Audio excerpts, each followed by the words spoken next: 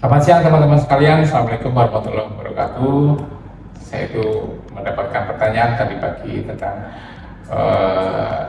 apa yang disebut sebagai transfusi janin. Maksudnya janin itu berarti kan seseorang masih di dalam kandungan, jadi kadang disebutnya sebagai transfusi intrauterin. Jadi masih dalam kandungan tapi harus transfusi, kok bisa? Iya. Beberapa kasus atau kondisi maka janin ini akan mengalami kekurangan darah juga, atau mungkin komponen darah yang lain. Sebagai contoh ya, darah pasien ini janin maksudnya ini memiliki kekurangan hemoglobin, sehingga ini akan bisa menjadikan bayinya akan bermasalah baik dalam pertumbuhan dan perkembangannya, ataupun juga bisa jadi bermasalah untuk kehidupannya. Sehingga memang perlu dilakukan tindakan untuk mengatasi atau menata laksana atas kondisi darah yang kurang ini. Mungkin ada pertanyaan juga lah, ini kok bisa begitu? Ya bisa sekali. Jadi sebenarnya orang kurang darah tidak hanya orang yang sudah lahir atau ibunya bukan, tetapi bisa saja adalah janin. Sejak janin sudah mengalami kekurangan darah, dan itu akan ada banyak kemungkinan penyebabnya ya, penyakitnya ya, baik itu yang terkait dengan kelainan di darahnya ataupun terkait dengan kondisi lain, termasuk sesuatu yang bisa terkait dengan kondisi ibunya. Nah, pada dasarnya kalau pasien bayi yang seperti bukan bayi ya, janin ya, karena masih dalam kandungan, janin ini butuh tambahan hemoglobin, maka ya salah satunya jalan ya kita berikan transfusi meskipun masih dalam kandungan.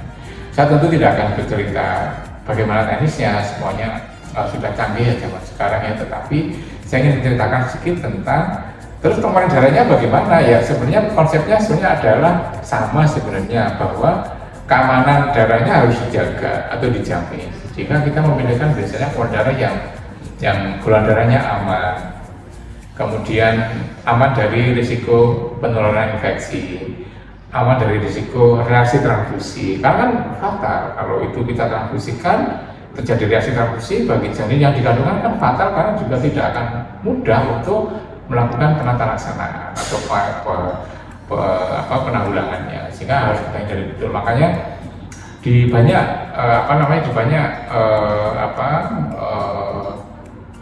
jurnal, di banyak rekomendasi itu ya biasanya kita menggunakan golongan darah O yang resusnya negatif. Kenapa ini? Tadinya awal-awal saya juga ya sebenarnya untuk Indonesia tidak juga hukum itu berlaku. Itu kan berlaku untuk negara-negara yang kebetulan resus negatifnya banyak. Tapi untuk Indonesia ya tidak mutlak juga sebenarnya, tetapi kadang-kadang kita terpancang oleh waktu yang sangat pendek. Bahkan kan nanti akan harus dilakukan perhitungan HB janinnya berapa, hemoglobinnya berapa sih, angkanya berapa ini. Kemudian kita mau menaikkan menjadi berapa. Kemudian sehingga akan memutuskan berapa volume yang harus kita berikan. Kan kalau janin kan masih kecil, kalau kita berikan volume yang besar nanti risiko juga bagi janin juga. Sehingga kita menyiapkan komponennya ya, komponen yang satu pasti packed red cell atau PRC.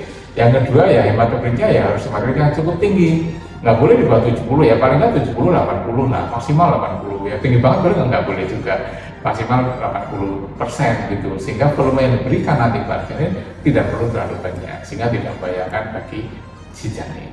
Kemudian juga untuk penjaminan keamanan yang lain ya, kita perlukan darah yang leukodeplete, sudah disaring leukositnya, sehingga risiko efek samping menjadi lebih rendah lagi. Kalau memungkinkan maka pengelolaan darahnya disesuaikan juga, mestinya tidak hanya ABO sebenarnya dan resusing, sebenarnya tidak cukup, tapi bisa juga di extend, namanya extended. Nah, di extend dengan pengelolaan darah yang lain misalnya. Tapi pada praktek yang sekarang kita lakukan ya, kadang kalau masih ada keterbatasan, maka yang pertama ya harus dan cepat, dan ditentukan volume yang diberikan. Kenapa? Karena teman-teman sejawat dari kebidanan biasanya minta boleh nggak selesai dalam waktu 1 menit di bawah orang, jika kita tidak boleh lagi nge-cross. Kalau seperti itu ya kita berikan golongan darah PRC, golongan darahnya O, kita akan berikan. Intinya begitu ya teman-teman, dan berapa kali ya tergantung dari kondisi klinis janin atau pasien, dan berapa target HB yang akan dicapai dan sejauh mana itu berhasil. Intinya demikian teman-teman, singkat saja ya, nanti mungkin disambung lagi. Terima kasih. Assalamualaikum warahmatullahi wabarakatuh.